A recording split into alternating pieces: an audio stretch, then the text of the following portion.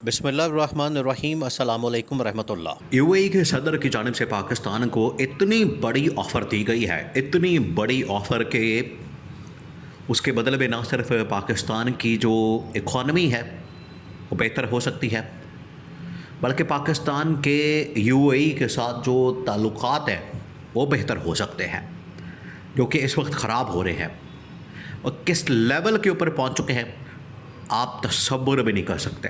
आपको आइडिया भी नहीं, अंदाज़ा भी नहीं कि डिप्लोमेटिकली इस वक्त पाकिस्तान और यूएई के दरमियान किस लेवल की जंग हो रही है, किस लेवल की डिप्लोमेटिक हालात। अगर आप इसको समझेंगे, इसको डीपली स्टडी करेंगे तो फिर आपको आइडिया होगा, अंदाज़ा होगा। ये इतना सिंपल जो आपको नज़र आ रहा है मामला है कि $3 अरब, $3.5 अरब मांग लिए, ये वो मामला नहीं है। असल में इसके पीछे जो वो तमाम अरब ममालिक की आपस में चपकलश है, आपस में जो उनकी लड़ाई है, जब आप एक मुल्क की साइड लेंगे, एक अरब मुल्क का आप साथ देंगे, उसके साथ खड़े होंगे, तो बाकी दूसरे ममालिक को फिर आप नाराज़ कर देंगे। और ये पहले कह दिया गया था मौजूदा गवर्नमेंट को।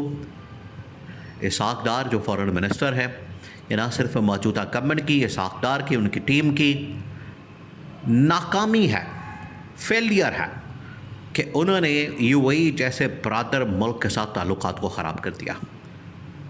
और यूएई सिर्फ नहीं इसमें शामिल, चाइना भी इसमें शामिल हो गया। चाइना भी आप पिछले 2 साल से ना सी पैक के ऊपर काम, ना इन्वेस्टमेंट, ना कोई काम, ना कोई कारोबार, ना कोई यहाँ पर इंडस्ट्री, ना कुछ और। तमाम के तमाम इंजीनियर्स, उनके वर्कर्स, वो तमाम के तमाम जा चुके यहाँ से। इस लेवल की आइसोलेशन इस वक्त पाकिस्तान के अंदर मौजूद है। और यहाँ पर ये बताते हैं कि पाकिस्तान में दूध और शहद की नहरें, बल्कि इनकी जानिब से जो एक सबसे बड़ा बहाना मारा जाता है वो ये कि अभी मुल्क बस टेक ऑफ करने वाला था, इकॉनमी आगे जाने वाली थी और तरक्की और खुशहाली होने वाली थी, हमने बटन दबा दिया था कि अचानक जंग लग गई, जंग शुरू हो गई। इससे पहले पाकिस्तान इंडिया जंग के मतलब 6 महीने साल शोर मचाते रहे कि ये जंग ना होती, मुल्क ऐसे बस टेक ऑफ करने वाला था, आगे जाने वाला था और अमेरिका को क्रॉस करने वाला था तरक्की में। और फिर उसके बाद ये ईरान अमेरिका जंग का यही बहाना कि बस जाने वाला था, ईरान अमेरिका जंग चढ़ गई। तो इस किस्म की 2 नंबरी और मुनाफकत और इस किस्म की जो झूठ और मक्कारी पर मबनी स्टेटमेंट्स ये मौजूदा गवर्नमेंट देती है। अब इन्होंने ये जो यूएई के साथ पंगा किया, असल में ये एक साइड पर चले गए जिसकी वजह से यूएई नाराज़ हो गया। सूडान के अंदर, यमन के अंदर सऊदी अरब और यूएई आमने सामने थे, तो वहाँ पर जब इन्होंने सऊदी अरब की लाइन ली, उनके साथ मुआहदा कर लिया, तो बैलेंस करने की ज़रूरत है। आपको इंटरनेशनली बैलेंस करना, यही डिप्लोमेटिक आर्ट होता है, यही डिप्लोमेसी का, सफारतकारी का एक फ़न होता है, आर्ट होता है। ये वो कर नहीं सकी मौजूदा गवर्नमेंट, ये वो नाकाम रहे। इमरान खान ने यही फार्मूला दिया था कि आपने जब भी डिप्लोमेटिक ताल्लुकात रखने हैं बराबरी की बुनियाद के ऊपर, ये नहीं कि आपने सरेंडर कर देना है, लम्बे पै जाना है, झुक जाना है, घुटने टेक देने हैं और एक मुल्क की आप दिफा में ये साइड लेते हुए इतने आगे चले जाएं कि बाकी ममालिक आपको छोड़ के चले जाएं। तो यहाँ पर जब इन्होंने सऊदी अरब का उस तरीके से साथ दिया, यूएई नाराज़ हो गया। यूएई ने पैसे मांग लिए, $3 अरब, $3.5 अरब, ये उसके ऊपर नाराज़ हो गए। इन्होंने शोर मचा दिया, वापस कर दिया सऊदी अरब से पकड़ के। ये सब बिल्कुल वाज़ेह हो गया कि पाकिस्तान सऊदी अरब की बिल्कुल साइड के ऊपर खड़ा।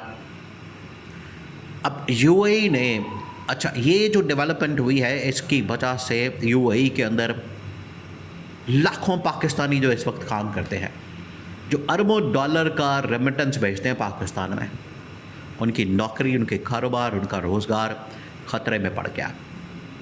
उसकी वजह से ना सिर्फ पाकिस्तान के डिप्लोमेटिक ताल्लुकात ख़राब हुए हैं, बल्कि वहाँ पर जो पाकिस्तानी मौजूद है उनका रोज़गार, कारोबार ख़तरे में पड़ गया है, आपका रेमिटेंस ख़तरे में पड़ गया है और इसके बहुत ही सीरियस किस्म के, खौफनाक किस्म के इम्प्लिकेशन होने हैं।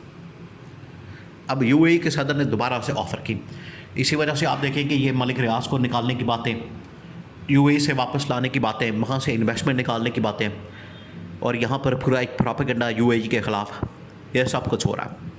अब यूएई के सदर ने पाकिस्तान को एक बार फिर डिप्लोमेटिक सोर्सेस के ज़रिए से ऑफ़र दी है और इसको कंफर्म किया है कि आप 3-3.5 अरब डॉलर छोड़ें, हम 5 से 10 अरब डॉलर्स पाकिस्तान को देने के लिए तैयार हैं।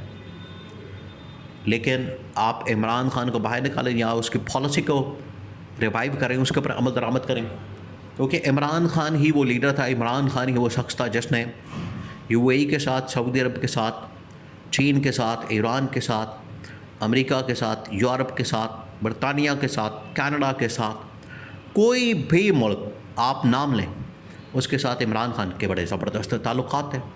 इमरान खान के दौर में पाकिस्तान के बड़े ज़बरदस्त ताल्लुक़ात थे, लेकिन इन्होंने आके ख़राब कर दिए, इन्होंने आके सारा मामला बिगाड़ दिया, इन्होंने आके पूरा डिप्लोमेटिक लेवल के ऊपर जो पाकिस्तान की पोजीशन थी, पाकिस्तान की जो स्टैंडिंग थी, उसको तबाह बर्बाद कर दिया।